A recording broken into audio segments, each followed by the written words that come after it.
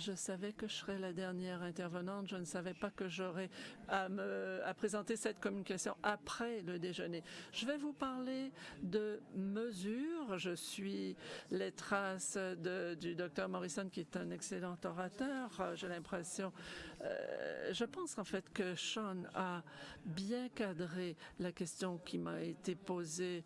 Je n'ai pas de conflit d'intérêt à déclarer. Je suis titulaire de la chaire division de médecine palliative à Queens et aussi chef scientifique donc de la perspective. J'aimerais remercier Michelle Sims et son équipe pour la recherche qu'elle a fait dans la littérature, dans ce domaine bien précis, et aussi Courtney Longfield, qui est notre adjointe administrative à Queens, qui m'a aidé dans la pression du manuscrit. La mesure des indicateurs permet-elle d'améliorer la qualité et la disponibilité des soins palliatifs, notamment quand il s'agit des résultats déclarés par les patients et membres de leur famille? Il s'agit là d'une question quand même assez complexe, comme vous le verrez. Quand j'ai commencé à regarder la chose, j'ai vu ceci d'Abraham Lincoln. Si on pouvait savoir où on est et où on s'en va, on pourrait ensuite pouvoir juger ce qu'il faut faire et comment le faire. Je pense que c'est très utile aujourd'hui, tout aussi utile aujourd'hui que ce l'était à son époque. L'Institut de la médecine, dans un document qui s'intitule « Franchir le gouffre de la qualité », l'idée du système de santé, c'est d'offrir des soins qui soient sécuritaires, efficaces, accessibles et payants à point nommé, efficaces et équitables. Il s'agit donc des buts en général d'un régime de soins de santé. Et comment mesurer la qualité? Don Abedian avait proposé un cadre, et c'est celui qui est utilisé le plus, avec 3 éléments. Si on veut examiner la qualité, il faut examiner ces 3 éléments. Donc la structure, les processus et les résultats.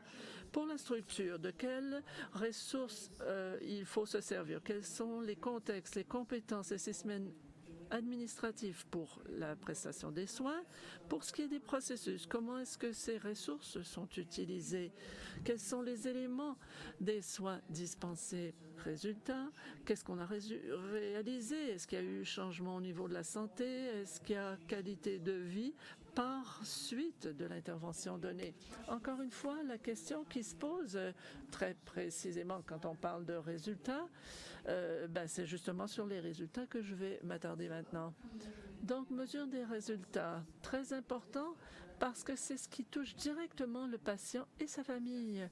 On veut évaluer l'efficacité de certaines interventions et on veut réunir les résultats de tout le cycle des soins. Encore une fois, c'est la raison pour laquelle justement on veut voir ces résultats.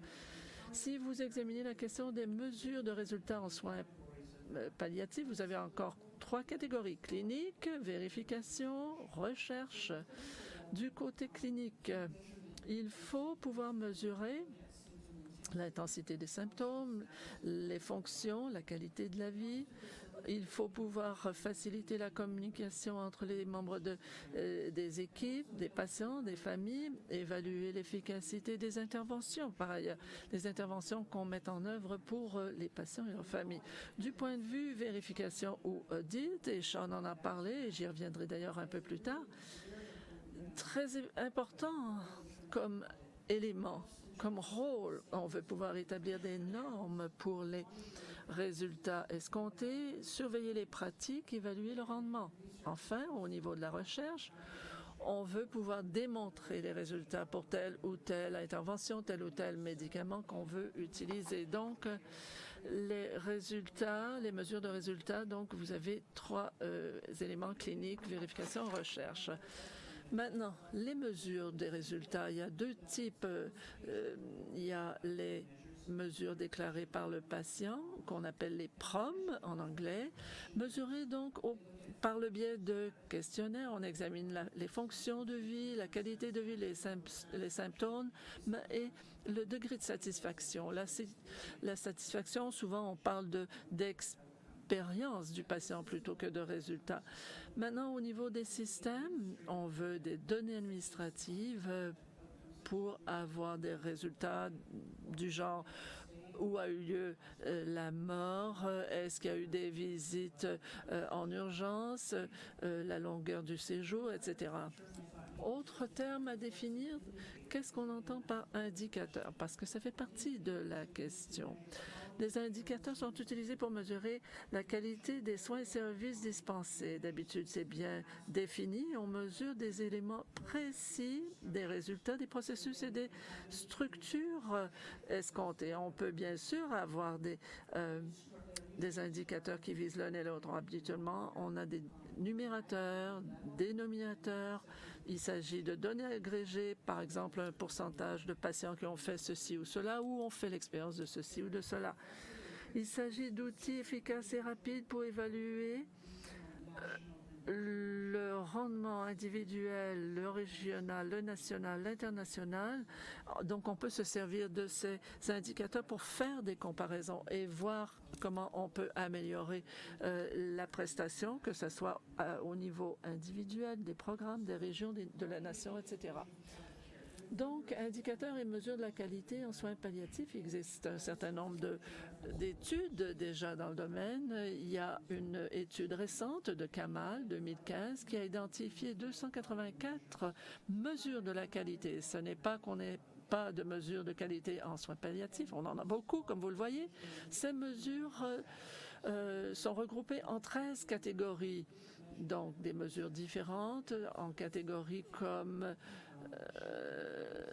pour mesurer ces éléments selon leur catégorie. Alors, on parle de 35% des aspects physiques, 23% pour les structures et les procédures, 4% pour les soins spirituels et 1% pour le culturel. Donc, il y a quand même une sous-représentation aussi. Il y a beaucoup de groupes étrangers qui ont établi un consensus sur les indicateurs de la qualité des services palliatifs et en fin de vie. On a beaucoup d'indicateurs, de mesures. Il y a même un consensus qui a été établi dans certains groupes étrangers.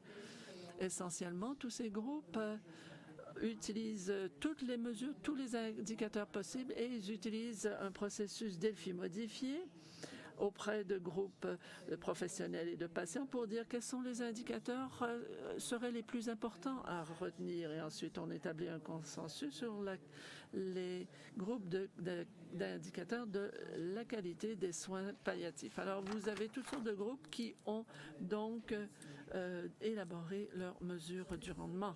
Donc, la question de nouveau, est-ce que la mesure des indicateurs sur ce qui est comme résultat déclaré peut améliorer la qualité et l'accès aux soins palliatifs? Donc, les constats.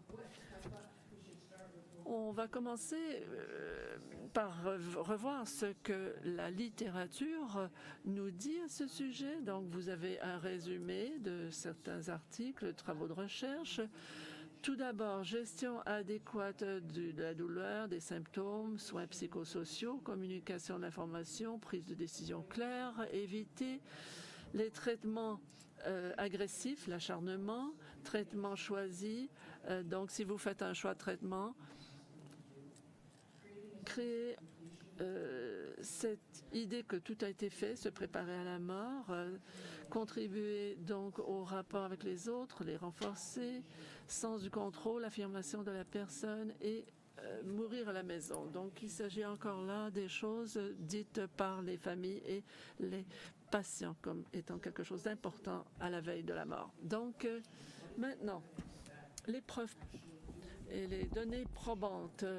Qu'est-ce qui prouve que ça fasse une différence de mesurer les résultats? Donc, il y a un certain nombre d'études qui ont été faites, systématiques. Je les ai résumées ici. Essentiellement, il est évident que l'amélioration de la communication est là, qu'on s'identifie où on identifie plus facilement les symptômes non reconnus, qu'on surveille mieux les symptômes. Et quand on parle de données sur la qualité de la vie, s'il y a eu collecte de données, il y a un plus grand nombre d'interventions qui portent sur la qualité de la vie. On a amélioré le degré de satisfaction du patient, son expérience et des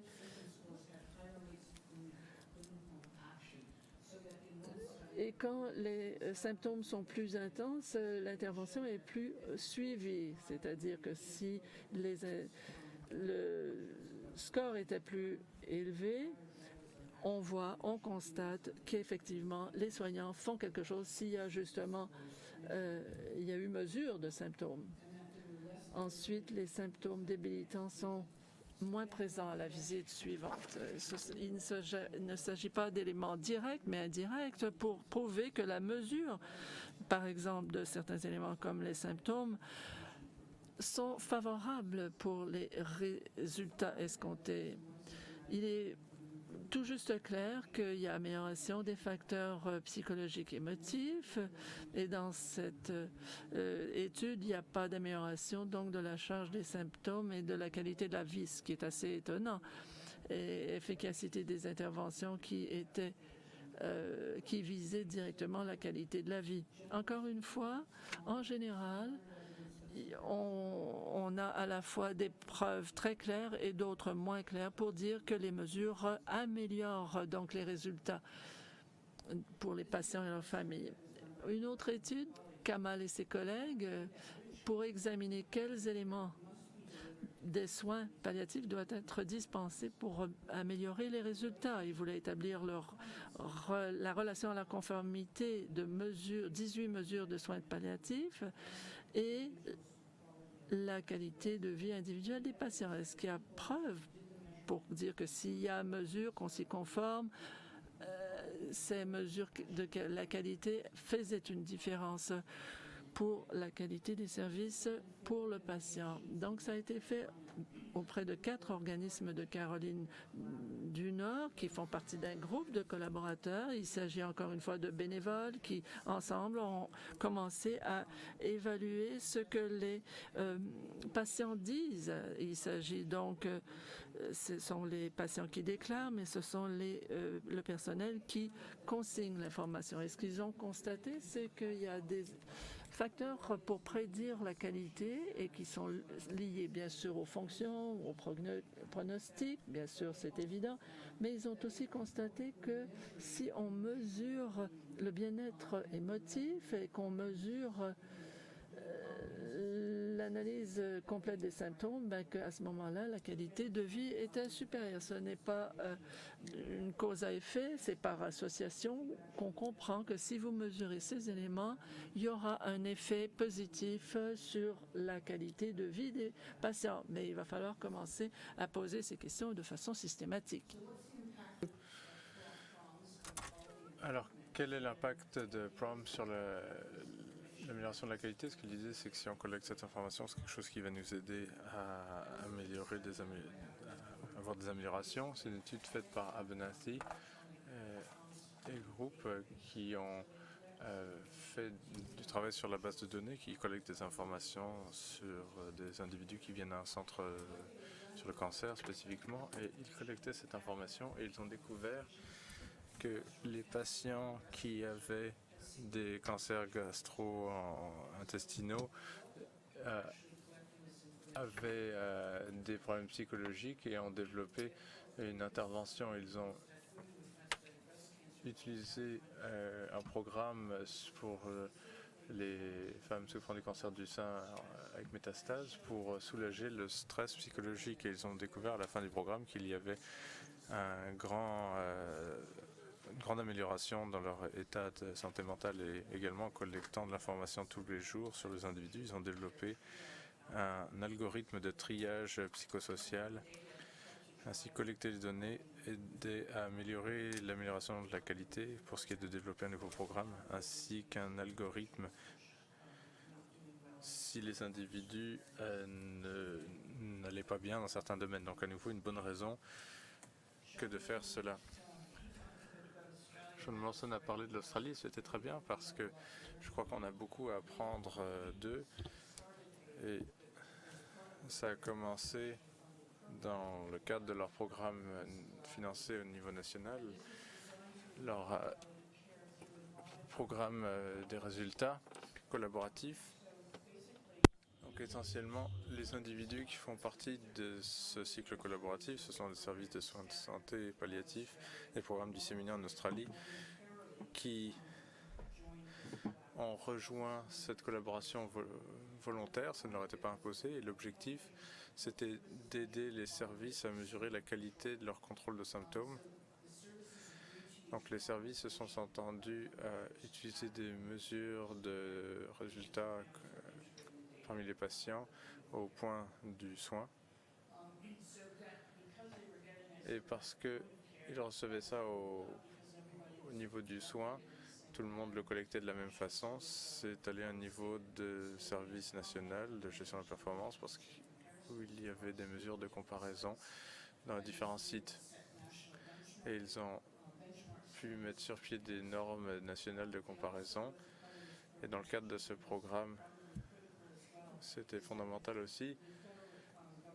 Le gouvernement fédéral a financé au niveau national pour que des gens travaillent avec les programmes ou les services de soins palliatifs pour mettre en application des initiatives d'amélioration de la qualité pour utiliser les données qu'ils collectaient afin de mener l'amélioration de la qualité.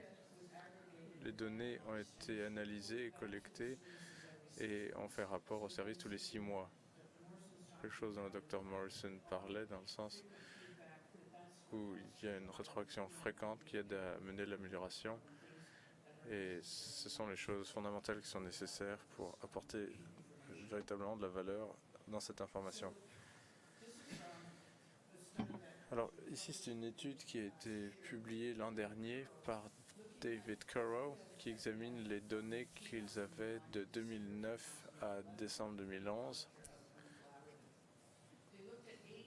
Ils ont examiné 8 mesures de routine au niveau psychologique, physique, psychologique, pour voir s'il y a des améliorations. Et ils ont découvert qu'il y avait des améliorations dans tous les domaines, à la fois au niveau du patient et au niveau du médecin, sauf pour la douleur. Alors c'est intéressant de voir que la douleur n'était pas améliorée, mais peut-être qu'il faisait du bon travail au départ, on ne sait pas.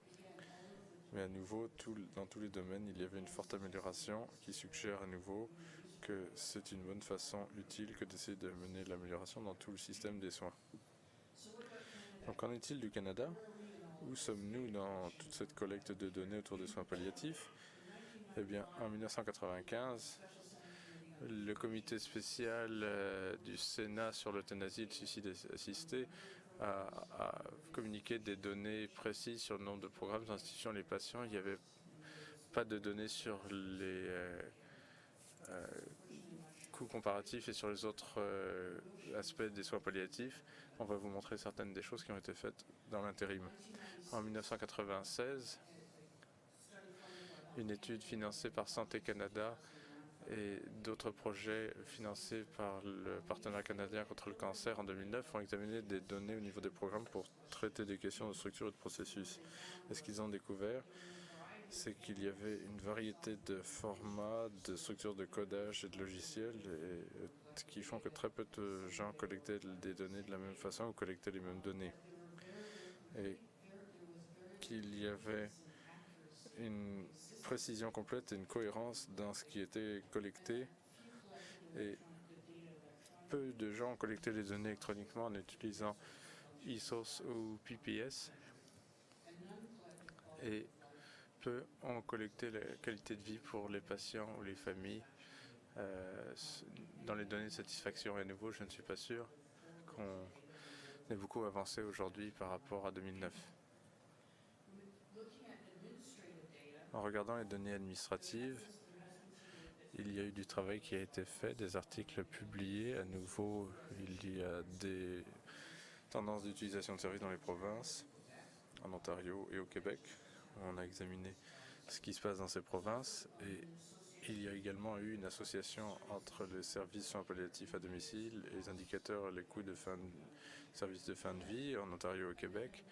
Et il y a eu des comparaisons d'indicateurs de qualité des services de santé entre 3 provinces par CNSAO et 4 provinces dans un article par Barbara. Il y a du travail qui se fait, mais c'est très peu de travail.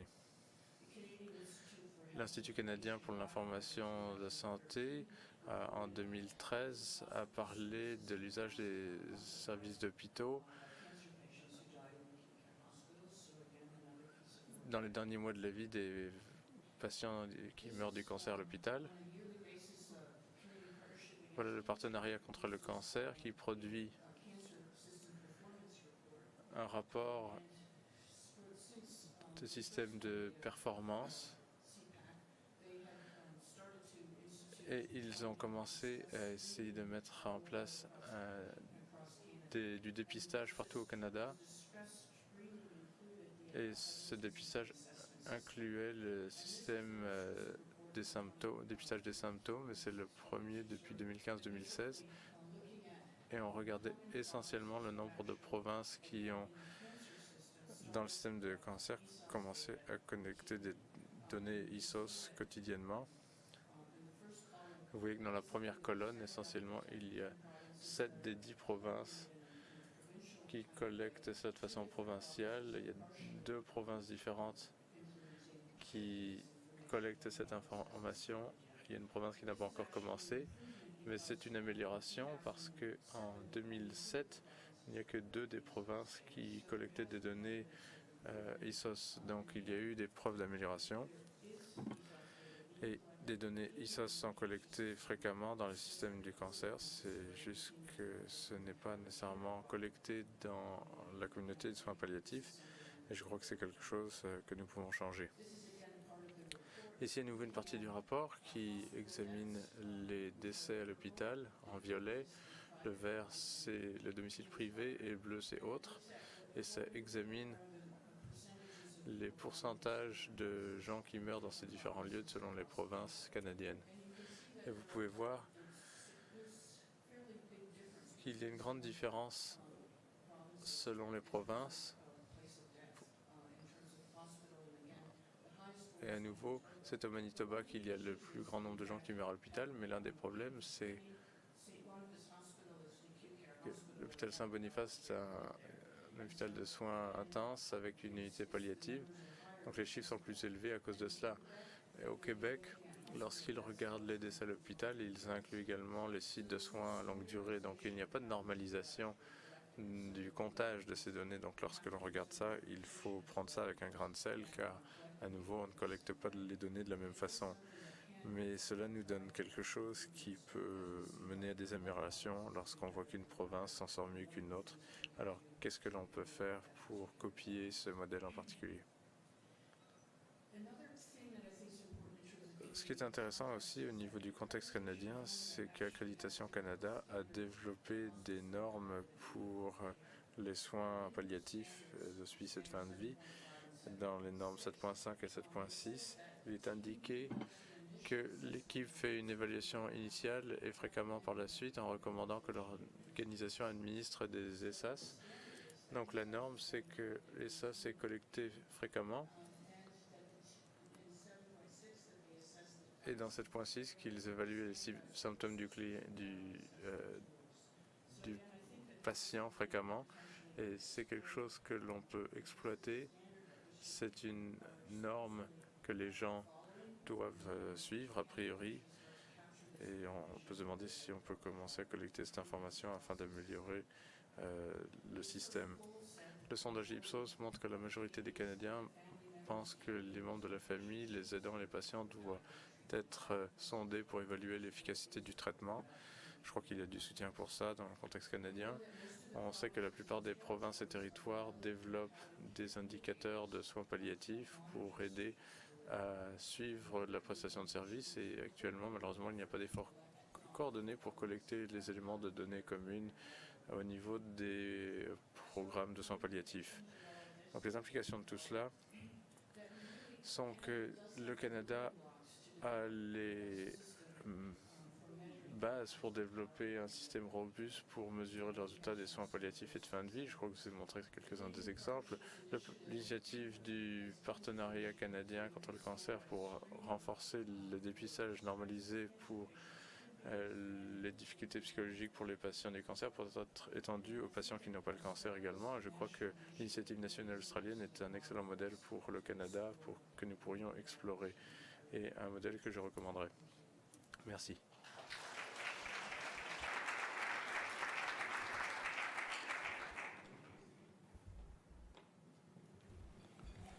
Thank you very much, Dr. Dudgeon. Merci beaucoup, Dr. Dudgeon. Don, à vous la parole. Merci, Fred. La première question est de Mark Jerry.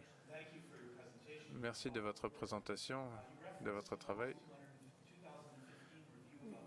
Vous parlez des indicateurs qualité de 2015. J'étais intéressé de voir qu'il y avait un faible pourcentage pour les indicateurs spirituels et culturels, tandis qu'on a vu du succès dans la collecte de données et l'amélioration des soins de santé, tels que l'algorithme de triage. Il semble toujours y avoir un manque de données de qualité de soins pour les soins palliatifs qui ne sont pas biomédicaux. Donc je me demandais si vous pourriez nous en dire un peu plus quant aux approches que vous pourriez suggérer pour mieux représenter ces indicateurs non biomédicaux.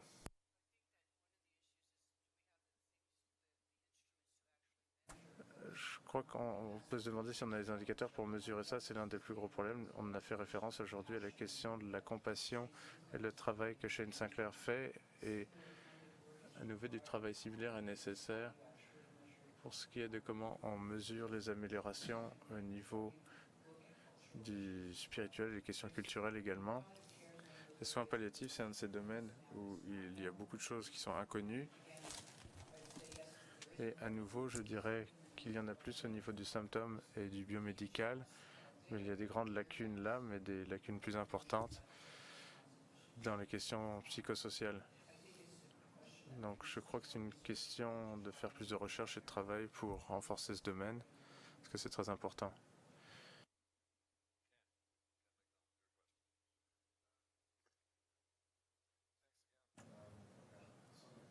Merci à nouveau, j'ai beaucoup de questions, mais je vais juste en poser quelques-unes et j'espère que le public, si on peut traiter la façon dont les données sont utilisées, parce que quantitativement nous avons les bonnes données. Can we have only one microphone on, please? Et si tout le monde travaille dans une organisation, on sait que c'est une ruse et beaucoup de façons pour le rationniste de fonctionner au sein d'un contexte organisationnel. Et je crois qu'on en revient à ce que Marc disait. Je sais qu'il y a des diplômés qui ont essayé de faire du bon travail ethnographique au sein des services de cancer, mais la permission qu'il a fallu pour qu'ils puissent faire le travail à cause du manque de familiarité à travers des pratiques était frappant. Et le niveau de l'utilité des résultats qui venaient de ce travail était frappant également. Mais je crois qu'on est maintenant à un stade où il y a l'occasion de développer un nouveau contexte institutionnel et faire des recommandations exactement à propos du type de choses dont on parle. Comment mettre en application un seul système de collecte de données qui permet des comparaisons nationales qui seraient faites tout en traitant simultanément de différentes expériences qu'ont les gens au travers des soins palliatifs. Et ce sera certainement une question très difficile et non, voire impossible, mais quelles recommandations donneriez-vous si je devais vous demander comment on peut mettre en avant des conseils sur le besoin d'une approche pluraliste et méthodologique dans un nouveau contexte institutionnel pour la collecte de données?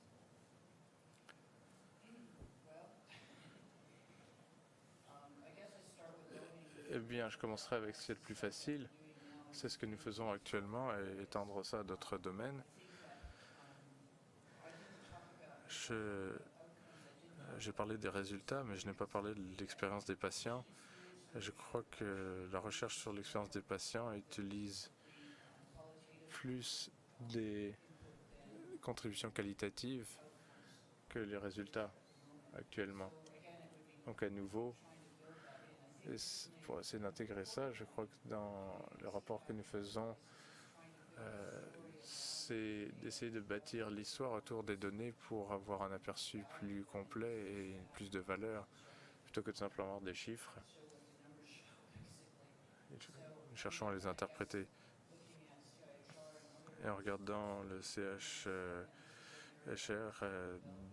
dire que c'est des domaines qui ont besoin de plus de développement, d'amélioration pour mettre plus de ressources dans ce type de recherche. Je crois qu'il y a de l'amélioration de la recherche au fil des années. Ceux d'entre nous qui travaillons comme médecins connaissions mal la question. Et Sean hoche de la tête. Et je crois que nous avons commencé à apprécier la valeur de cela davantage. Et cela nous aide également. Je crois pas que je ne suis pas sûr que j'ai répondu à votre question, mais voilà quoi je pense. Quelque chose d'aussi utile que de savoir que le CIHR envoie des appels à cela. Je dis qu'ils devraient, je ne suis pas sûr qu'ils le font. Mais la bonne nouvelle, c'est que le travail de Shane sur la compassion, c'est l'une des rares études qui a été financée. Donc il y a quelqu'un qui écoute. Juste une question de suivi. Quelle capacité y a-t-il d'avoir des approches méthodologiques différentes ou est-ce que seulement basé sur le questionnaire? Je pose la question simplement soupçonnant que les questionnaires ne sont pas la meilleure façon d'avoir de l'information utile des gens à différents stades de soins palliatifs, surtout des gens qui ne connaissent pas l'instrument de collecte de données en tant que tel. Je crois que c'est la façon principale, primaire. Il y a des études où ils ont fait d'autres choses, mais de façon continue, je ne suis pas sûr. Je vais voir plus l'aspect de l'expérience plutôt que PROMS, mais je ne sais pas si mes autres collègues connaissent ça. Je vois ça comme des choses qui ont été distinctes, mais je pense que nous devrions collecter les PROMS et l'expérience patient, et puis on rassemble les deux, qualitatif et quantitatif. Je ne sais pas, Sean, s'il y avait quelque chose à ajouter.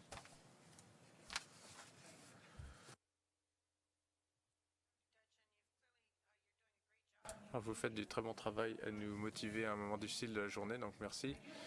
J'ai une question pour vous en deux parties. Pensez-vous qu'il y a quelque chose que l'on doit envisager dans une stratégie nationale qui encouragera plus de recherche qualitative autour de l'expérience patient et de la satisfaction, les données de satisfaction de la famille? Et je me demandais juste s'il y a un rôle spécial pour la recherche universitaire, les hôpitaux universitaires qui peuvent jouer un rôle ici. Alors pour répondre à la deuxième question, ça serait oui. À nouveau, essayer d'avoir les centres universitaires pour qu'ils prêtent attention à ces questions-là. Je crois que ça fait partie du problème. Qu'est-ce qui est financé? Parce que c'est très souvent ce que les gens vont faire, mais relever l'importance de l'expérience patient pour que les gens commencent à travailler là-dessus. Je ne sais pas si j'ai vraiment saisi votre première question. Je me demandais si dans le contexte d'une stratégie nationale, s'il y a quelque chose que l'on doit envisager qui aiderait à promouvoir une participation augmentée autour de la satisfaction, si ce n'est que recommander que ça devienne une partie routinière de la pratique. Je crois qu'on n'a pas le quantitatif ou le qualitatif. Je crois qu'il nous faut les deux. Je ne crois pas que ce soit l'un ou l'autre. La recommandation serait que les deux seraient quelque chose qui est mis en pratique de façon routinière. À nouveau, potentiellement, une des façons serait au travers d'accréditation au Canada, à travers des sondages satisfaction. Et plus que ça fait partie de ce qui est requis dans les programmes palliatifs. Je crois que c'est une façon de l'influencer. Pour que ce soit quelque chose que plus de gens font. Et ça, c'est communiqué. Ça, c'est le problème actuellement avec Accréditation Canada. Ils font ça, mais on n'en parle nulle part. On ne peut pas faire la comparaison. Et je crois que la comparaison a aidé à mener des améliorations pour que cette vérification dont parlait le Dr Morrison soit si fondamentale pour mener l'amélioration, je crois. Donc, à nouveau, collecter ça, le rendre visible dans les rapports, c'est quelque chose qu'on peut apprendre. Merci beaucoup. Merci, c'était une présentation intéressante. Je parlerai de l'impact Et pour en ça, ce dont vous nous parlez, il y a besoin de recherche et prestations. Parce que je suis curieux, tandis qu'on voit notre approche interdisciplinaire aux soins palliatifs, j'espère que dans une stratégie nationale améliorée, on verrait des voies plus fortes dans certains aspects psychosociaux de nos soins partout au pays. Pensez-vous que ça aidera à faire de la place pour plus de recherche dans ce domaine? Je crois que si on collecte de façon routinière des données sur l'intensité des symptômes des patients et les questions psychosociales, ces données mènent les pratiques cliniques. Si vous êtes conscient de quelque chose, vous pouvez y réagir. Si vous n'êtes pas au courant, vous ne pouvez pas réagir. Et si vous collectez ces données fréquemment, vous pouvez alors l'utiliser. C'est à nouveau ce dont le docteur Morrison parlait. Les données sont là. Ça vous aide pour ce qui est de faire de la recherche à ce niveau-là aussi. Donc, c'est important du point de vue du patient, mais également pour la recherche et pour ce qui est de cette composante d'amélioration de la qualité. Donc, je crois que c'est assez fondamental. Je faisais partie du groupe chez Cancer Care Ontario lorsqu'on a mis sur pied ces évaluations à l'échelle de la province. Et à Kingston, l'une des familles de patients est venue me voir et a dit merci de faire cela parce qu'on ne savait pas que notre membre de la famille était déprimé ou souffrait d'anxiété. Et ils ont mis ça dans les commentaires. Donc même pour les familles, ça peut faire prendre conscience. Donc en tant que professionnel de la santé, il y a encore moins de probabilité qu'on sache. Donc de rendre les choses visibles, c'est important. Puis vous pouvez y réagir et apprendre à mieux y réagir. Ça montre la responsabilité que nous avons tous pour améliorer ça dans les modèles de leadership. Merci.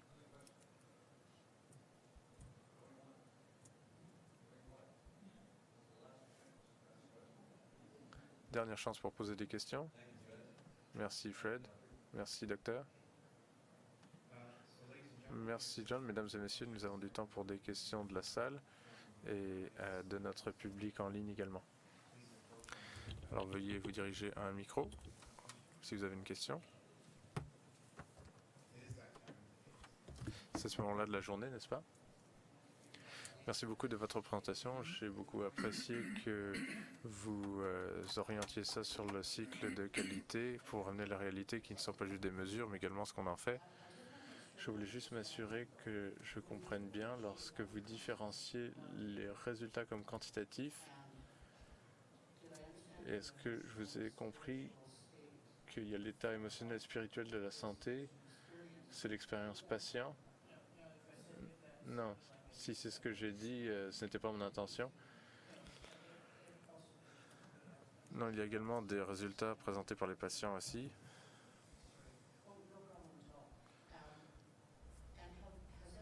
Et est-ce que quelqu'un a pensé à l'idée de distribution du pouvoir plutôt que de distribution de normes statistiques pour représenter les données comme façon d'y arriver? Parce qu'il me semble qu'une partie du problème ici, c'est que la santé familiale et palliative, c'est idiosyncratique, c'est vraiment adapté.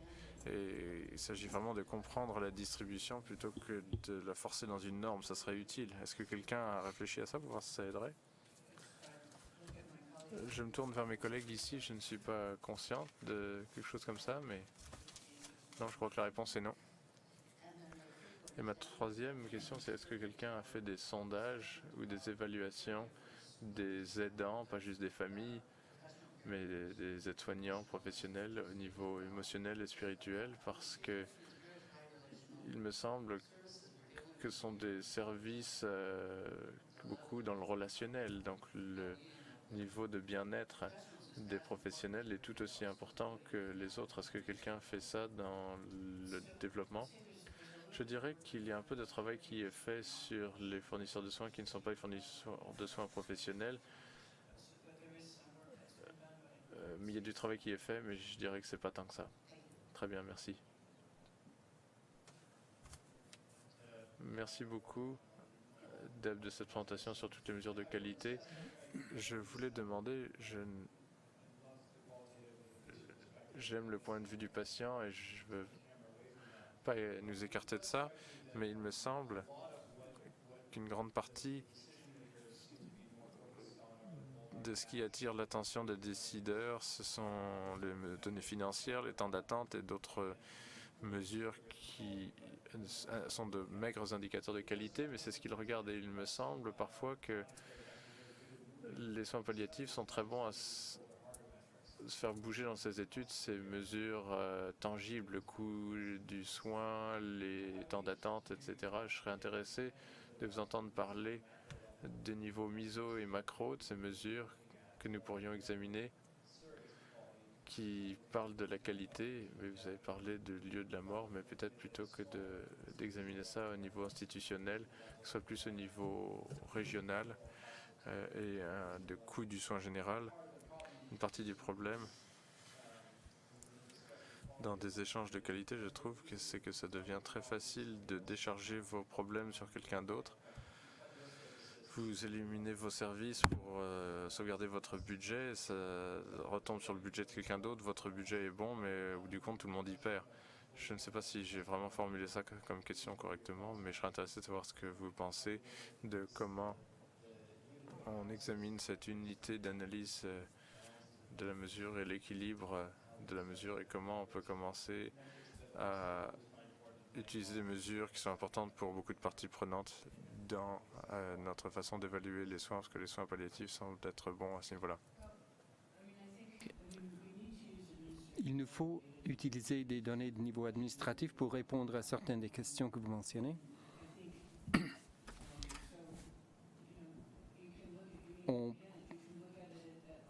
On peut examiner ça à tous les différents niveaux, au niveau des programmes, au niveau régional, au niveau provincial et au niveau national. Et ce qu'on fait en Australie, c'est adopter une approche au niveau des programmes pour produire une amélioration à ce niveau-là. Et on utilise les données provenant des mesures, des résultats relatés par le patient pour améliorer d'autres sortes de résultats qui sont mesurés dans les données administratives ainsi que dans les données provenant de la mesure du résultat relaté par le patient. Donc, c'est une combinaison de ces choses. Mon impression, c'est que, encore une fois, quand j'étais au CCO, lorsqu'on fait la collecte de quelque chose, on veut que ce soit simple parce que tout le monde est très occupé. On veut que ça vaille la peine et qu'il y a une raison pour faire cette collecte parce que si ce n'est que l'administrateur en haut qui le veut, c'est moins apte à être fait. Et on veut aussi que ça vaille la peine au niveau du résultat pour les patients. Alors, encore une fois, les données provenant des patients sont très importantes. Mon objectif, c'est d'essayer de faire passer ça au niveau national afin que nous puissions commencer à regarder les résultats. Mais les résultats, maintenant, nous comptons le nombre de personnes qui font la collecte de l'information, mais c'est seulement parce qu'il faut faire de sorte qu'ils le collectent pour pouvoir utiliser afin de regarder les vrais résultats. Et parce que maintenant, c'est une question de combien de patients ayant une note de sévère ont maintenant une note de pas aiguë. Donc, il faut arriver à pouvoir faire ces comparaisons. Et je crois que ce qui vient dans ce qu'ils ont fait en Australie, c'est qu'ils font la collecte au niveau du service et ils font le cumul au niveau de la région et aussi ensuite au niveau national, ce qui pousse l'amélioration du rendement à tous les niveaux. Et je crois que c'est ce que nous devrions faire aussi.